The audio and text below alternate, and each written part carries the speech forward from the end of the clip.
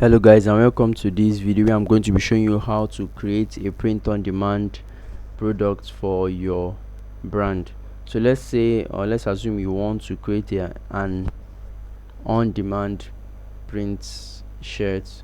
All you have to do is to scroll down to the community creation on Leonardo AI and click on the sci-fi option.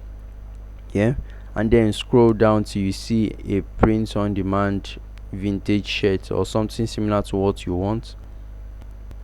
Good, something like this. All you have to do is click on it and wait for it to load. Now you can take this prompt and model it according to what you would love it to be, and you would create something very similar to this shirt.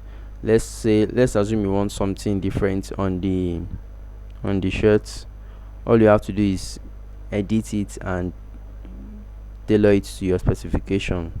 Also, you can check the presets used so that you can use that in your when creating on the preset style, which is dynamic.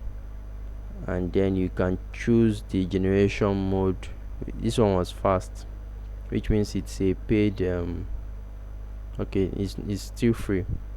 Quality is for paid. So this is how to create a vibrant t-shirt design for printing, or a print on demand t-shirt. Thank you very much and do have a great day.